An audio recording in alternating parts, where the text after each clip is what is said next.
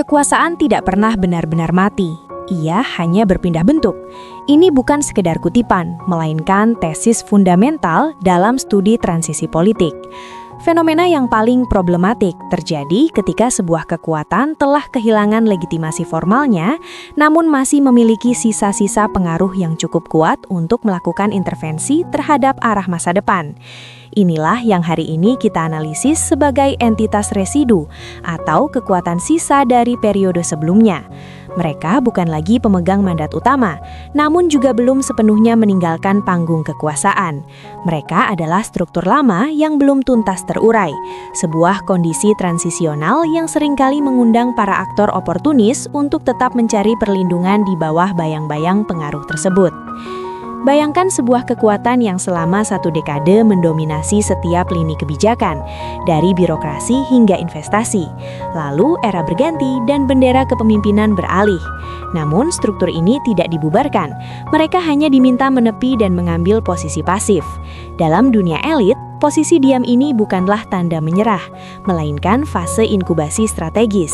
Sang figur sentral mungkin tampak tenang dan terus menebar senyum di depan publik.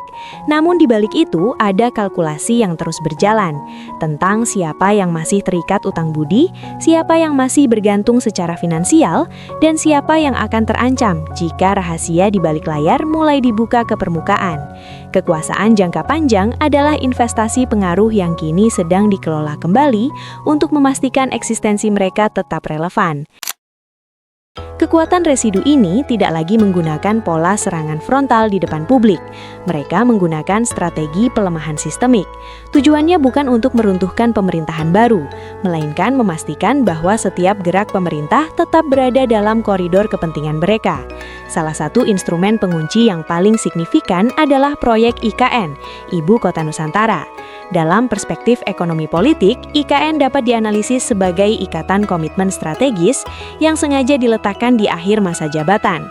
Tujuannya adalah menciptakan kondisi di mana aktor-aktor ekonomi dan politik yang telah melompat ke dalam proyek tersebut tidak memiliki pilihan lain untuk melanjutkan agenda lama demi menyelamatkan aset dan reputasi mereka.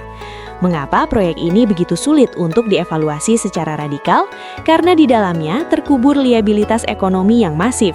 Para pelaku usaha telah menanamkan modal besar, kontrak-kontrak jangka panjang telah ditandatangani, dan janji-janji internasional telah diucapkan. Kelompok residu ini sangat paham bahwa orang yang sudah terikat secara finansial akan membela kebijakan tersebut lebih fanatik daripada seorang ideolog. Inilah upaya untuk menjadikan agenda masa lalu sebagai sandera strategis. Selama urat nadi sektor swasta masih terikat kuat pada proyek ini, kekuatan residu tersebut akan tetap memiliki daya tawar yang tinggi terhadap keran anggaran negara. Selanjutnya, kita harus membedah penggunaan figur keluarga dalam struktur ini sebagai mekanisme proteksi simbolis. Penempatan figur seperti Gibran di posisi strategis nasional dapat dibaca bukan sebagai aktor ofensif, melainkan sebagai perisai politik.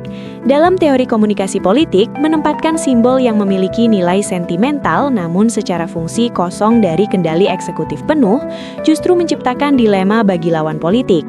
Siapapun yang mencoba melakukan serangan frontal akan beresiko menghadapi serangan balik secara opini publik. Namun dinamika ini memiliki sisi lain yang lebih tajam. Jika Gibran adalah perisai, posisi figur lain seperti Bobi dapat dipandang sebagai instrumen tekanan atau diplomasi koersif. Keberadaan potensi jalur hukum atau dokumen yang sengaja dibiarkan menggantung adalah bentuk ancaman yang tidak dieksekusi. Di dunia elit, ancaman yang menggantung seringkali jauh lebih efektif daripada eksekusi nyata. Selama status-status hukum ini dibiarkan mengambang tanpa kejelasan, ia berfungsi sebagai alat kontrol atau tombol darurat agar semua pihak tetap patuh pada ritme permainan yang selaras. Ini bukan lagi soal penegakan hukum murni, melainkan perang psikologis kelas berat untuk memastikan bahwa transisi kekuasaan tetap berjalan dalam koridor yang aman. Pemerintahan baru di bawah kepemimpinan Prabowo Subianto tampaknya menyadari bahwa kekuatan residu ini tidak bisa dihadapi dengan konfrontasi langsung yang destruktif. Langkah yang diambil terlihat lebih menyerupai operasi amputasi birokrasi. Caranya adalah dengan memotong pasokan oksigen politik dan finansial secara bertahap. Penataan ulang anggaran belanja negara, evaluasi terhadap proyek-proyek tertentu, hingga pembersihan unsur-unsur intelijen dari pengaruh lama adalah langkah sistematis untuk memutus mata dan telinga kekuatan residu tersebut. Langkah seperti penggantian figur kunci di lembaga intelijensi menunjukkan keinginan kuat untuk memastikan kelompok lama tidak lagi memiliki akses istimewa ke pusat informasi pertahanan negara. Namun, variabel besar yang masih menggantung adalah institusi penegak hukum, khususnya Polri.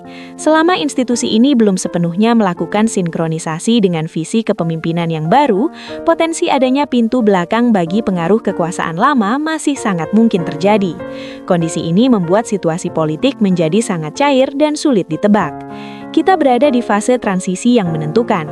Apakah Indonesia akan benar-benar melangkah ke masa depan atau tetap tersandara oleh struktur masa lalu yang belum tuntas terurai? Bagaimana menurut Anda? Tulis pendapat Anda di kolom komentar. Terima kasih telah menonton, sampai jumpa di analisis berikutnya. Wassalamualaikum warahmatullahi wabarakatuh.